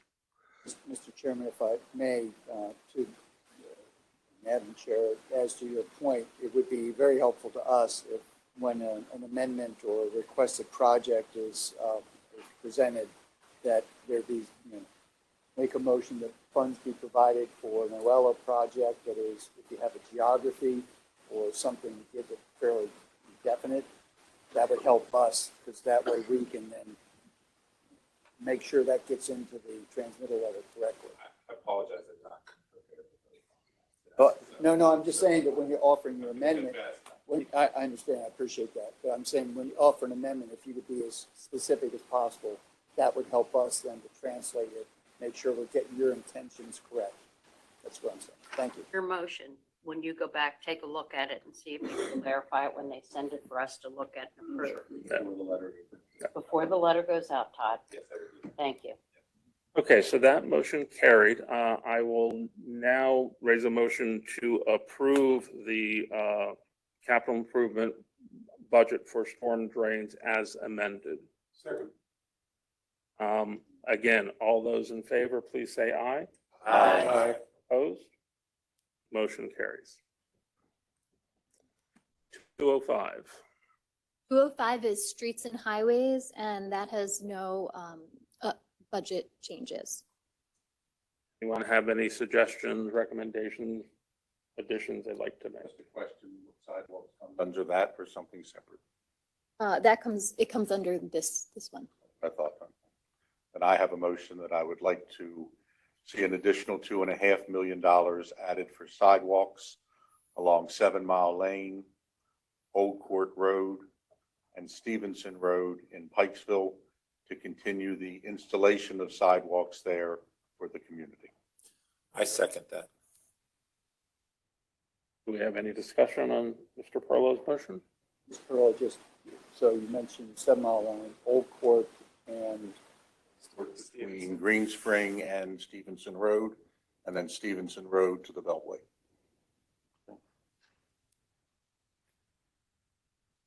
Can I? Sure. You want me to, I'll give some quick testimony. The road that goes from Park Heights to, what's the next one? Next one, 7 Mile Lane. No, if you're going. Stevenson. Stevenson. I see on Sundays or on Saturdays, the people walking to church and they have to walk We down. call that- it synagogue, but that's Synagogue. okay. They're going on Saturday. They're going on Synagogue. Saturday. They have to walk on that road. There's, I think that's Mr. Pearl's Okay. intent here. okay, whatever that road is, I would want that added. So let me make 2 quick comments. There is plans and funding available for parts of 7 Mile Lane. Old Court Road, we have the owner of the farm that's willing to do some things, but the county has to join in. And Stevenson, there was recently put in some handicap ramps that the county did install. This is now to tie so that people aren't walking in the street on Friday nights when it's dark and Saturday on their way to synagogue and or church, because it does. We have them in Pikesville too, okay? I have a motion and a second. Are there any further discussion? I was, Mr. Perlow, directing to Mr. Perlow. Where did you come up with the dollar figure for the request? Because we have, I think, 3.5 million that's been given. Looking for an additional 2.5 to move it along, telling the community, and we have a meeting actually Tuesday night also that I'm just remembering that the Board of Public Works has in Pikesville at the library. It's going to be a 3, 4, 5 year project. So it's just that much more. It might be whatever section, but to have the funding available. Thank you. Other questions, comments for Mr. Perlow on this amendment? Voice vote, all those in favor of this amendment, please say aye. Aye. Opposed? Motion carries. Now for the approval of the staff recommendations for 205 streets and highways as amended. All those in favor, please say aye. Aye. Opposed? Motion carries. 206. 207, bridges, culverts, and grade separations, no changes to the budget. Anyone have a culvert they want to add? No. All those in favor of accepting staff recommendations to approve the capital improvement budget for bridges, culverts, and Grade separation. grade separation, please say aye. Aye. Opposed? Motion carries. Next. 208, refuse disposal, no changes to the budget. Not seeing any hands or Well, comments. I have one comment Mhm. on this. That I don't know if it was addressed, and I may have missed that meeting, but we do have an issue with running out of capacity for landfills. And is there any information in there about what our plan is for that? Is there anything in the budget about? They did say they still have that problem, and I think they're still working to address it. Did they say that they had was there a committee or a commission Yeah. looking into it? There's a commission. Did ask that. I'm sorry. I'm just, They said that they know they're running out by 2027. That's right. They're shipping stuff out of state, and they know they need to find another location somewhere before. And I think there was the way that they could expand it past 2027 to maybe 2030, so they have time to. Did the transfer station get passed that was thought about being built? they've not. We haven't got there yet, Todd. That- Thank you so much. In addition to what Mr. Perlow said, they also indicated they're creating another cell 13. So they are expanding the current capacity now by having that at least available. But I think the primary comment made was the one that Perlo reflected, which is that they would probably have to ship it out of state.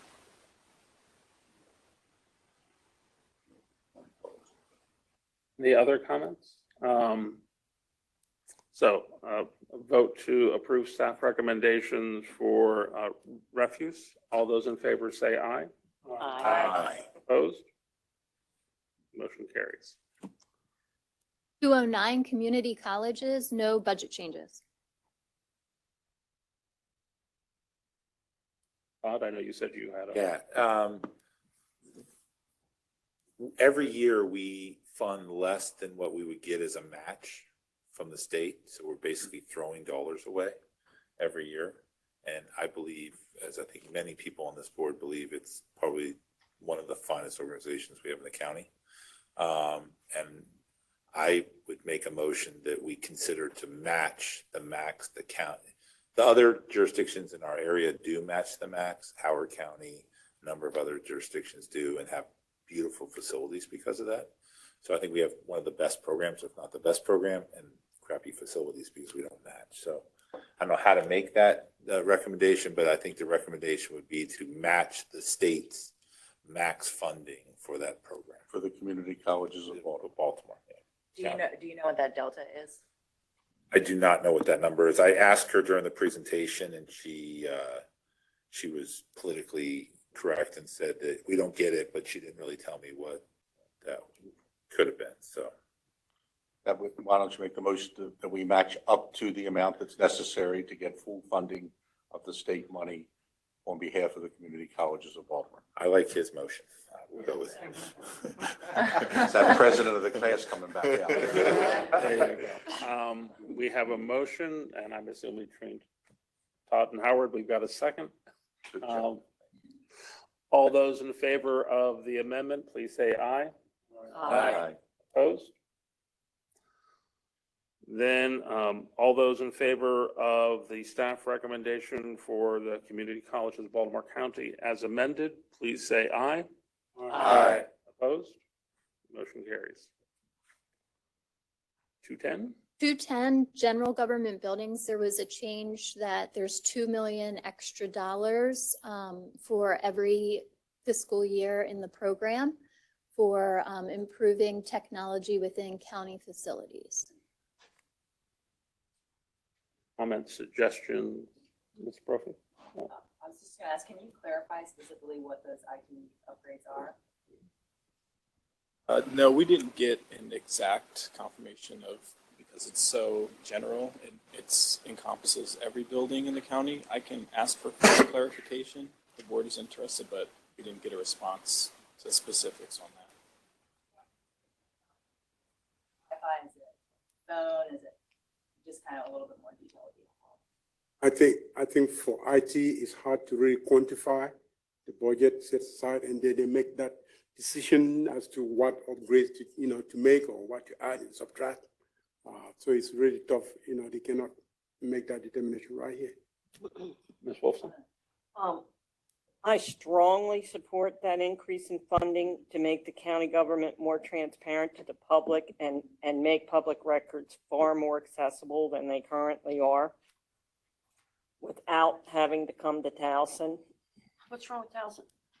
What's wrong with Randallstown, but nobody goes there, so. We'll even get into them. All right, moving along, folks. Yep. So is there any other changes, additions?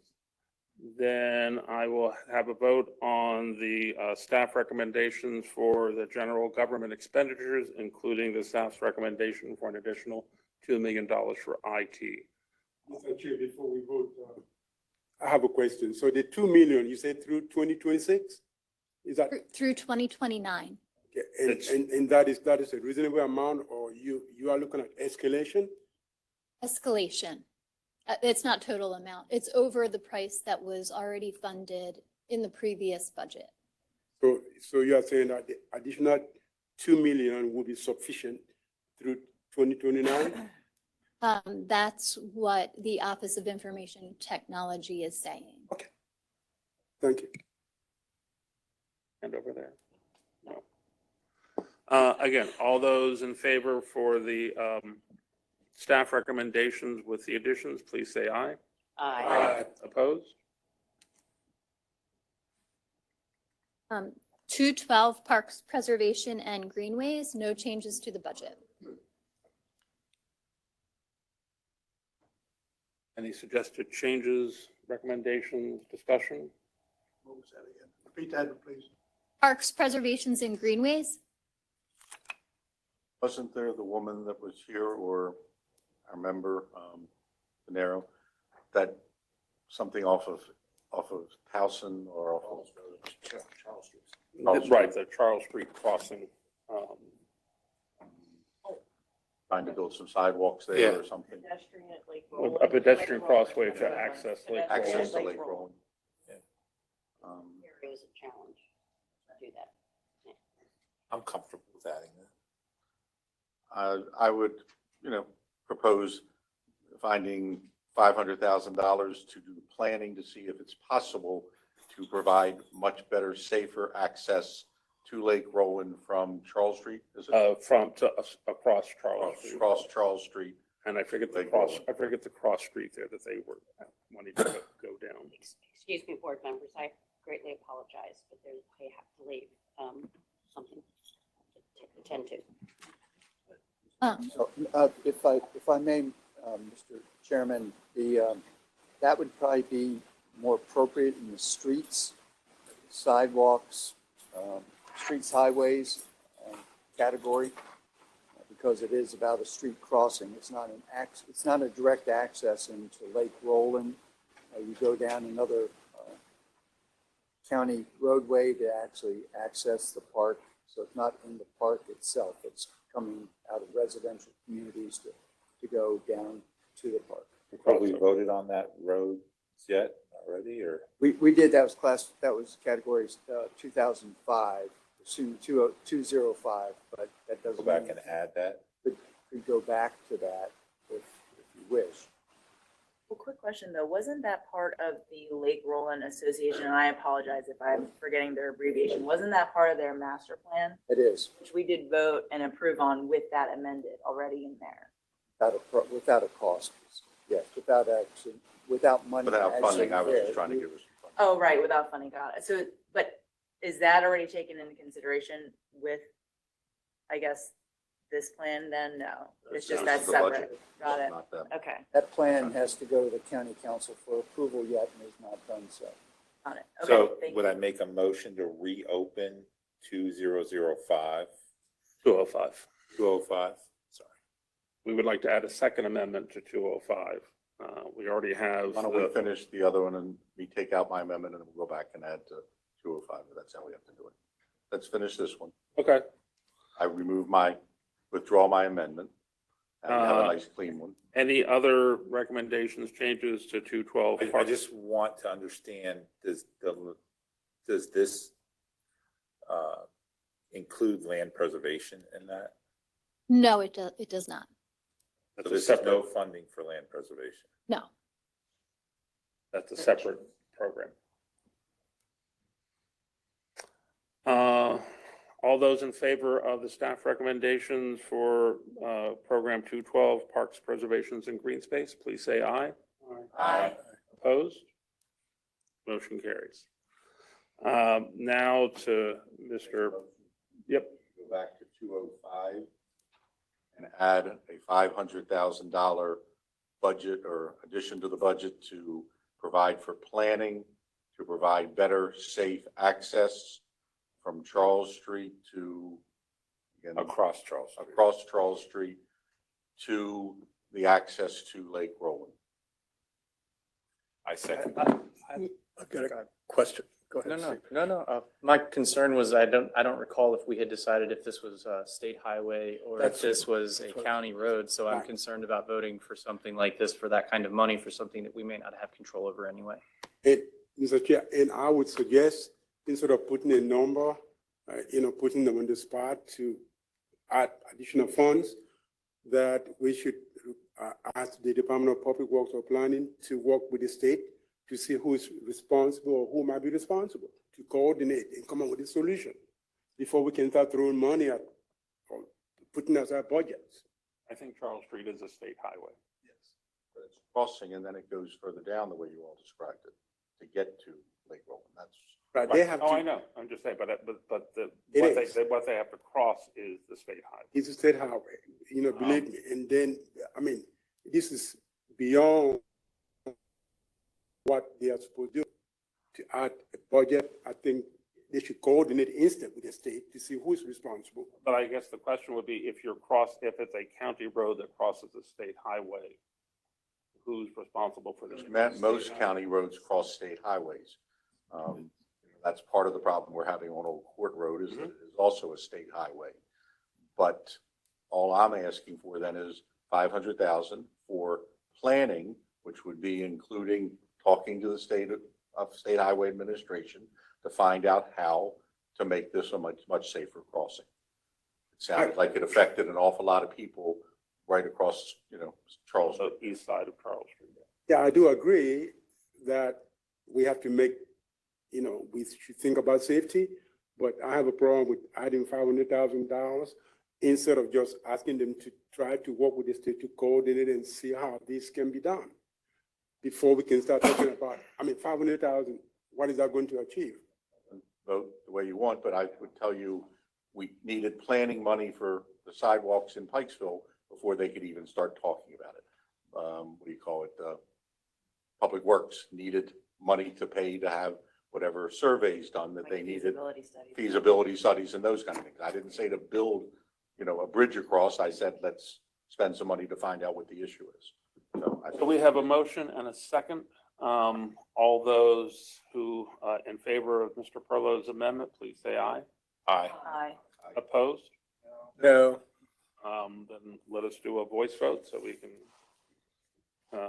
capture that. Ms. Hafford's not, Mr. Airy, Yeah. Reluctantly. Ms. Brophy, Aye. Mr. Heckman, Nay. Mr. Heinel, Nay. Mr. Johnson, Mr. McGinnis, Hey, Mr. Perlow, Aye. Mr. Warren, Aye. Ms. Wolfson. Aye. My count, the motion carries 6-3. I would now like to have a vote on the general parks preservation and green space. No, we've already done that. Sorry, Need to vote on getting myself confused. 205 plus the amendment. You need to vote on that. I'm sorry, we have to, You need to vote now on. oh, The amended 2005 version. 205 as amended. Okay, so we now need to vote on 205 with the two amendments, the sidewalks for Pikesville and the plans for Charles Street.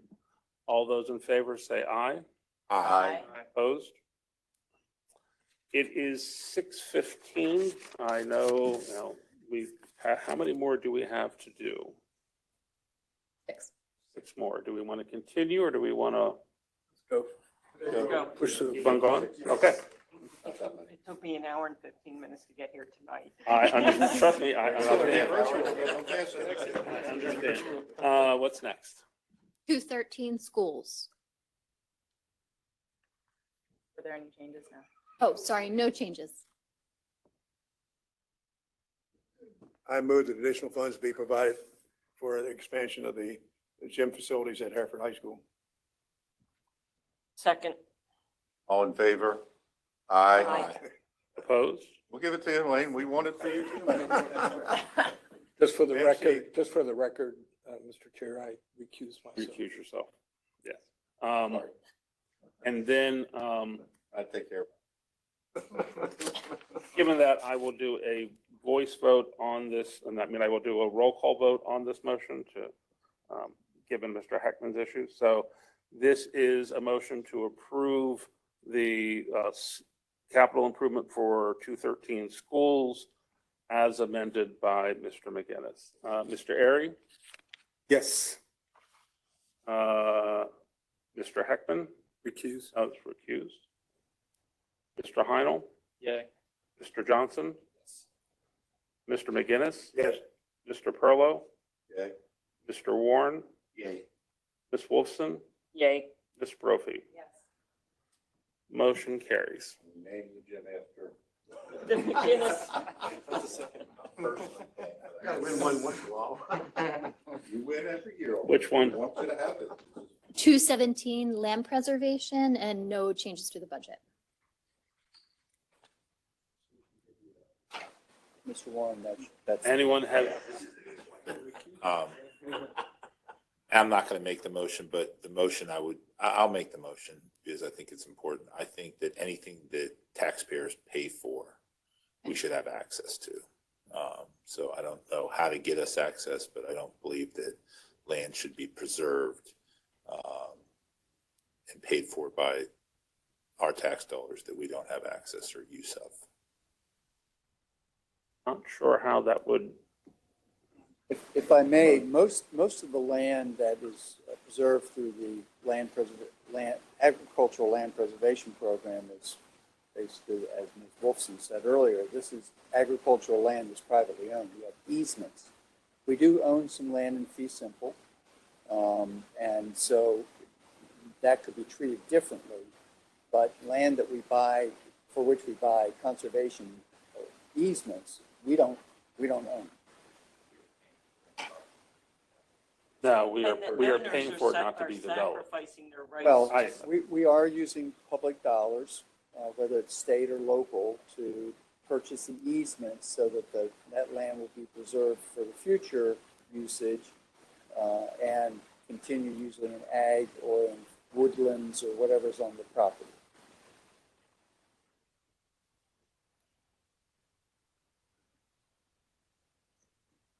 You want to make a motion? Yeah. to that effect?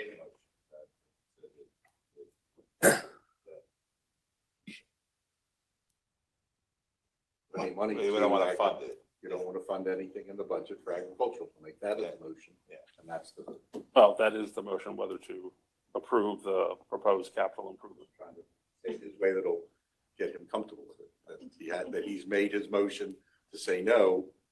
We vote on that. We don't approve it, then we go back to the other. Do we have a second for Mr. Warren's amendment? I will second it for my friend. We have a second. So just to be clear, this is a vote to not fund land preservation unless the public has full access to it. Again, I will do a roll call. Mr. Chair, I'm sorry, no questions, yes. Mr. Chair, I think before that, I understand what you're saying, but this is also state law, land preservation. That crosses boundaries to to the counties and so on. So you are saying that you want access to these properties? I don't want to do farming. I don't know that I want access. I just think if taxpayers are paying for land or providing a benefit, which we are to the landowner, that we would have access to that. So who, I'm playing the devil's advocate, who should have access there? Any of us. Any taxpayer. Any citizen of the. If you want to go and visit the farm, you can go. I mean, to me, well, I don't understand the motion. What is the motion? Mr. Heinel? Without saying what the motion is exactly, correct me if I'm wrong because it's your motion, but I believe he's saying he doesn't want to continue investing public dollars into something that a citizen is not allowed to go use. I'm not even sure that he's suggesting that the ones that have already been preserved, we'd have access to a private property. But in the future, I would think you would not be spending more taxpayer dollars on something that you will not have the right to use yourself as a taxpayer. Absolutely. That's my motion. Thank you. Actually, you're saving the taxpayer money because if that property were developed, it would cost you a lot more for infrastructure and everything else to support it. And the fact is, you are benefiting from it by having a locally grown food and other supplies. So I disagree with your premise. So we can, Ms. Wolfson. And actually, Todd, what the funds do is they purchase the development rights from those property owners. So those property owners are making a sacrifice and making a promise to keep that property, their own private property, in agriculture or in forestation. they are making a sacrifice. I feel like we're giving. Right, them a they are benefit. they are not selling their development rights for that private property to become a public park. Then I want to give up the Which is development what rights to you are my house and pay me requesting. and don't pay taxes. I will, the other side though is we could achieve the same thing. I've always thought just through zoning. You don't allow the zoning to upzone and you don't tie your hands forever, but that's the whole other question. Zoning can change every 4 years. That's true. But not on land that's in the preservation I program. understand. We have a motion and a second. I am going to do a roll call vote on Mr. Warren's amendment. If I may, Mr. Hupka, before you start, I believe Mr. Aray made an important comment that there's state law directing local governments, local jurisdictions to preserve a certain amount of land. And in fact, the standards have actually increased over this past year. DNR, Department of Natural Resources, has increased the percentage of land to be preserved.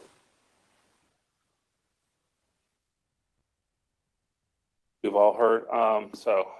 Again, a yes is to not provide funding in the budget in the future for land preservation unless there is public access to it. To the citizens of Baltimore County.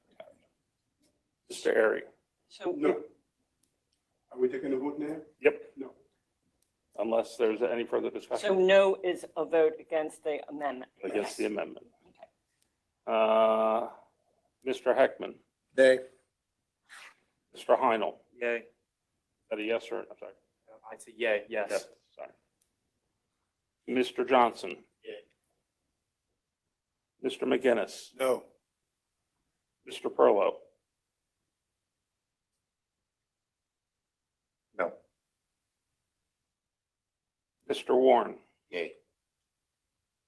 Ms. Wolfson? Nay. Ms. Brophy? Yes. My count is 5-4. The amendment fails. We will now vote on whether to approve staff recommendations for the land preservation capital improvement budget as proposed. Again, I will do a roll call vote. So remember, this time a yes vote is to approve the staff recommendations for the capital improvement for the land preservation. Mr. Airy? Yes. Mr. Heckman? Yes. Mr. Heinl? Yes. Mr. Johnson? Mr. McGinnis? Yes. Mr. Perlow? Yes. Mr. Warren? Nay. Ms. Wolfson? Yes. Ms. Brophy? No. My count is 6-3 in favor of the proposal. Next. 218, community improvements, and there's no change to the budget. Which number is that? 218. 218, community improvements.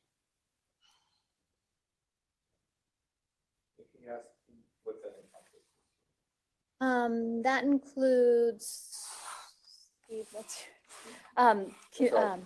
That's the program in the Department of Planning. And we've used money over the years, for instance. Well, currently in the budget, for instance, is revitalization of Pikesville. The Pikesville Army Foundation funding support is in there. We've used money in that account actually for the Security Square Mall acquisition. We have used it for small things such as community building improvements, for as small as signage, small pocket parks, being able to build those out, because that hasn't traditionally been a rec and parks thing. It's generally too small. In some communities, it's been sidewalk access where there hadn't been other funds available. So it's a whole range of community initiatives, frankly. And it's fairly flexible. We've been able to support Dundalk Renaissance Corporation, the Main Street program in Reisterstown, for instance, the Liberty Road and streetscape improvements, things of that nature. So it's a range. So is it geared by community input? Is that what you're saying? Is that why it's flexible?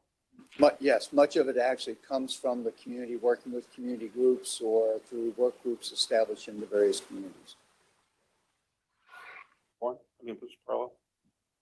Is there, where's the decisions made in the planning department? Is there a committee? Is there? There's a county grants review committee. We do the intakes, make a recommendation, it goes to the grants review committee, and then the grants review committee actually makes a recommend. They then send on their recommendation to the county council that has 14 days in order to decide whether they want a full vote on it or whether they will just accept it. And so the local council member has an opportunity to see what's coming or what's been requested, so they have an opportunity then to follow up if there's any concerns. Yes, sir. Any amendments, suggestions? Hearing none, Mr. Johnson. Mr. Lafferty, so is there enough money to do what you all want to do?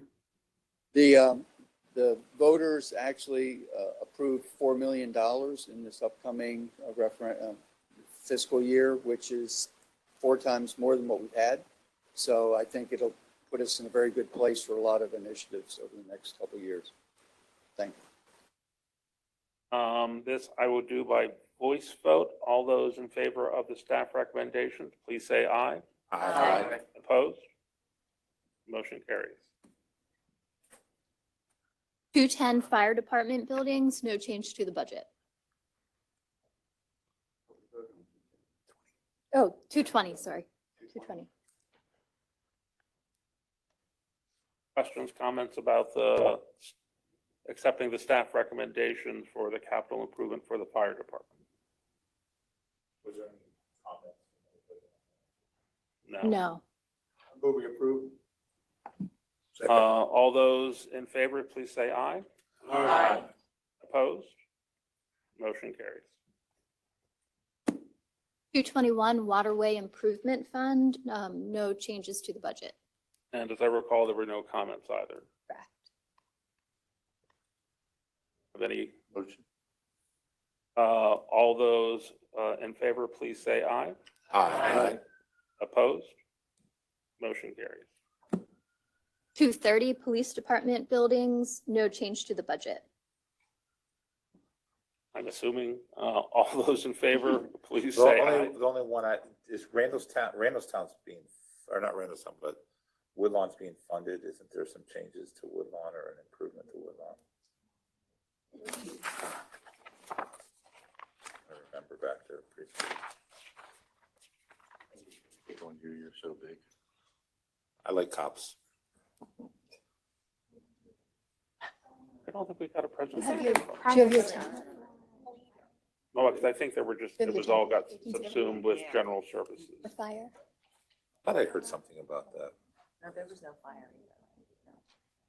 Usually they come in front of us. But, you know, because general service is often the one who's responsible for Like this. doing any of the, all those buildings. I remember their presentation, that was a long one. That's all right. I want to make sure if there is a need for funding that it's in there, so.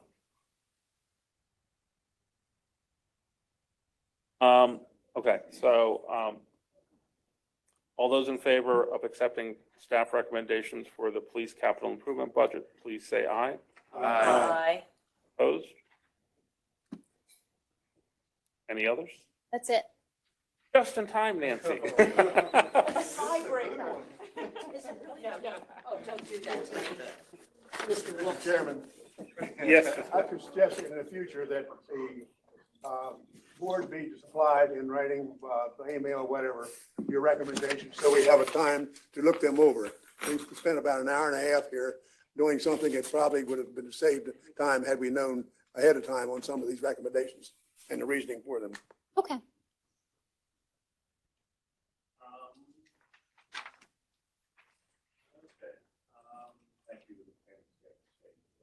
Thank you for all of you for plowing through this. Do we get overtime pay for this? Yeah, you do. You get twice your normal salary.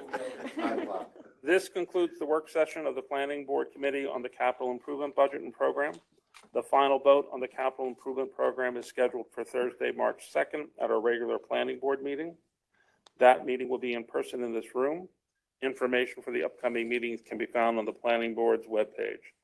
Thank you for attending tonight. This subcommittee meeting is adjourned.